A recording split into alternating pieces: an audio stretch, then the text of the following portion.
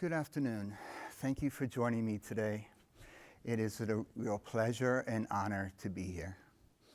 Since my earliest undergraduate studies, I have been interested in the intersection between chemistry, biology, and physics, and how their interplay contributes to normal physiology and disease. I was also intrigued by the opportunity of generating theoretical and in vivo models of disease. After receiving bachelor degrees in chemistry and biology, I decided to pursue my graduate studies at Johns Hopkins University and initially focus on biophysics and protein thermodynamics. Interestingly, most of my graduate friends worked with the genetic model system C. elegans. They would frequently tell me about their research and how exciting it was. One Hopkins professor who worked with C. elegans was in a band with one of my housemates. When he would come to my house, he would try to encourage me to change scientific fields and work with the worm. At the time, I didn't understand the attraction of working with C. elegans. Here I was, working with really cool and complex equations, and my friends wanted me to work with, of all things, a nematode. Furthermore, I didn't understand why this professor would want to spend his whole professional life working with a worm. It seemed crazy. Anyway, I thought, this was definitely not for me.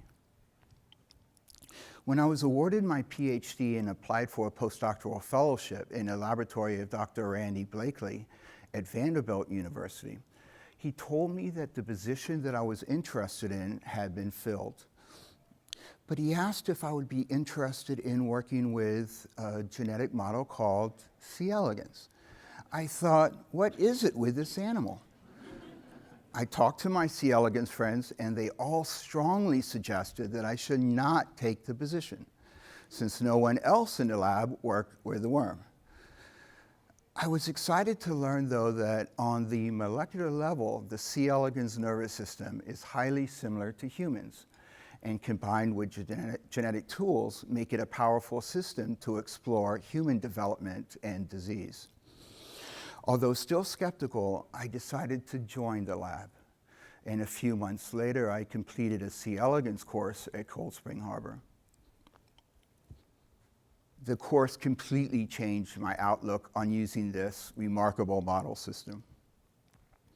My initial studies at Vanderbilt involved developing a C. elegans drug addiction model and determining if exposure to drugs of abuse can confer dopamine neuron pathology.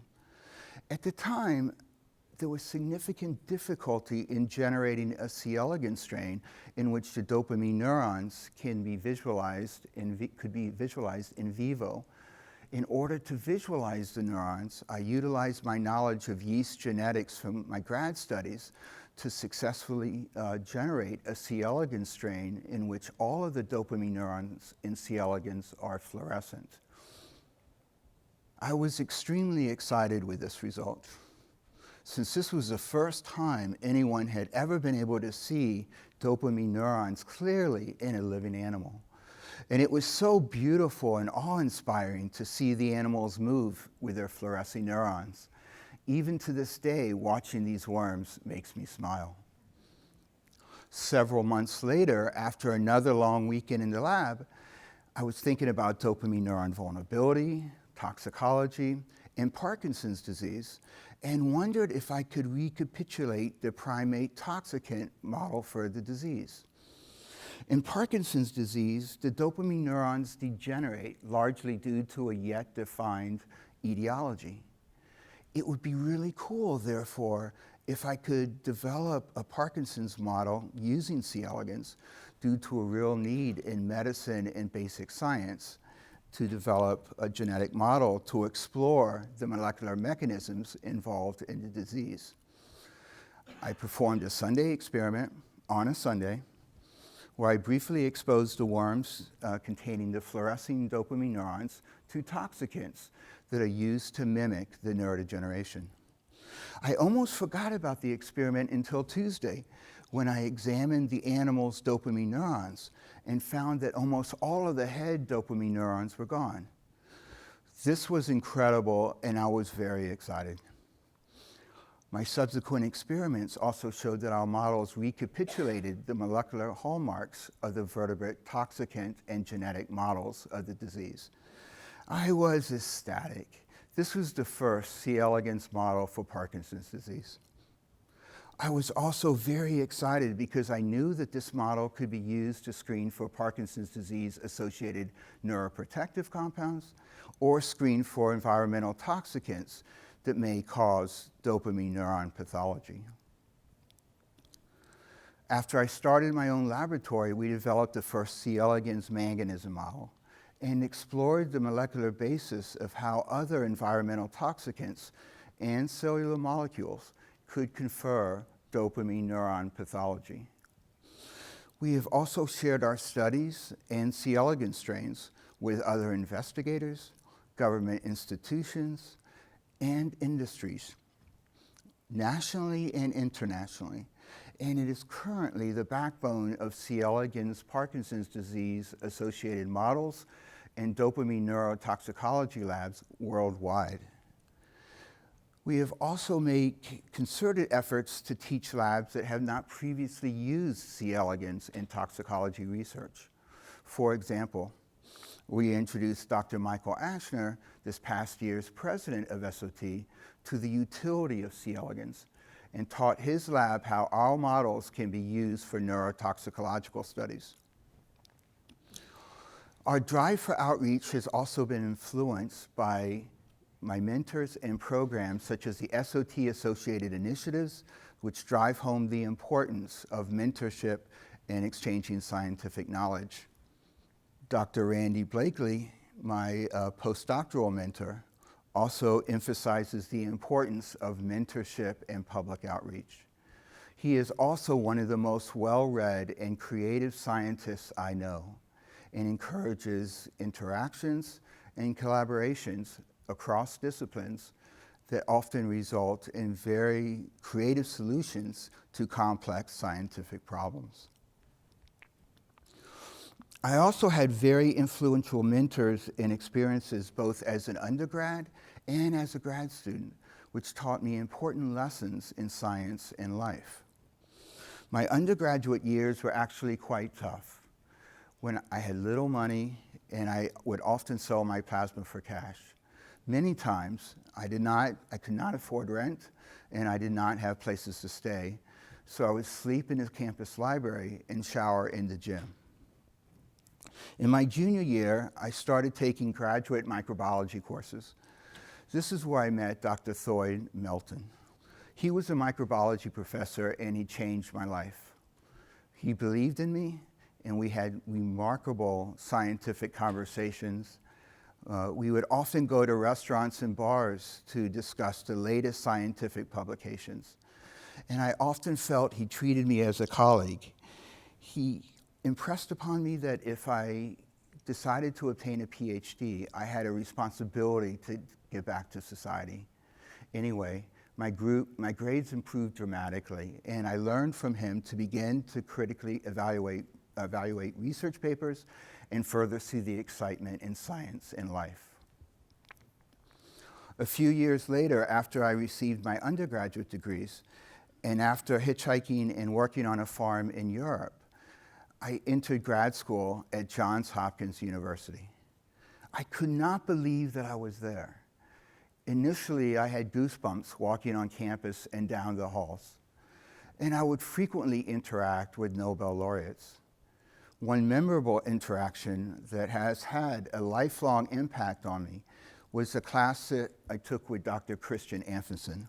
He was awarded the Nobel Prize in Chemistry for his seminal studies on protein folding.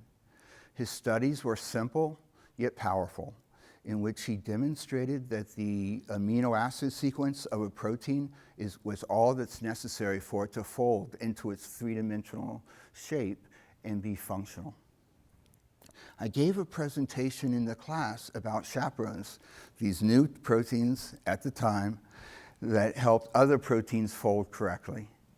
He came up to me after my presentation and said that he had appreciated my talk but had a concern. He said he now questioned the relevance of his Nobel Prize, as I showed that proteins can require chaperones to fold correctly, and his work showed that other proteins were not required. I then explained to him that only some proteins require this assistance. This was remarkable and really impressed me. Here I was, a first-year graduate student, trying to convince a Nobel laureate that his work was relevant. I learned from this interaction that regardless of your accomplishments and successes, always keep an open mind and still question the science, and be humble regarding your work and interaction with others. Actually, we became very fast friends. As it turned out, we had the same birthday. And for years on this day, we would go to his office and drink Greek anise-tasting alcoholic beverage, ouzo, and discuss science and life. My graduate education and mentors also taught me to be tenacious, to know but not believe unequivocally in scientific dogma, and to think outside the box. My final graduate thesis in the School of Medicine also involved exploring the molecular basis of a unique yeast strain that was highly tolerant to sodium. How could the yeast survive and grow in such a high sodium environment? We hypothesized that a particular mutated protein that would normally pump protons out of the cell was now actually pumping sodium, thus keeping intracellular sodium levels low. After months of experiments, though, I could not demonstrate that the yeast was pumping sodium out of the cell or determining how the yeast were sodium tolerant. Finally, my mentor said if I did not figure out what was going on by the end of the following week, we would drop the project. I was devastated as I spent many nights and long weekends trying to elucidate the molecular mechanisms involved in the sodium tolerance.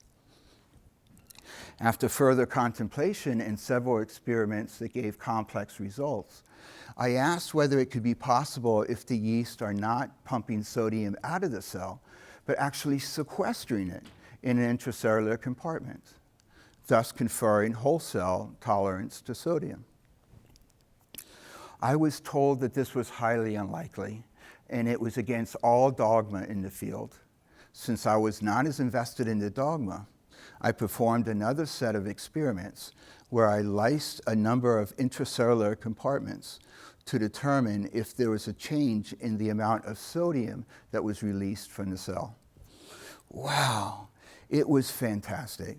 The amount of sodium that released from the cell was remarkable, much higher than control. I was so excited.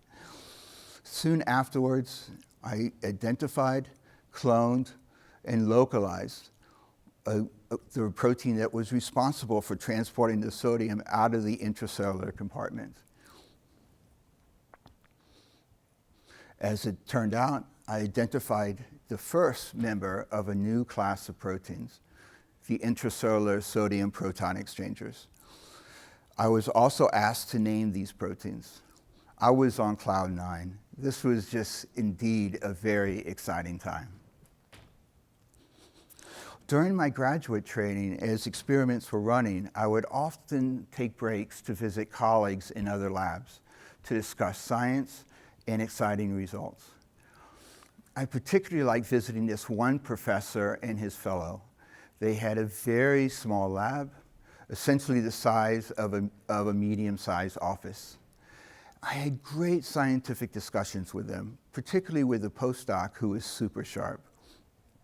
I also felt a little sympathy for the professor, as he had recently transferred to the department because he was denied tenure in his prior department. Anyway, some years later, he won the Nobel Prize in Chemistry.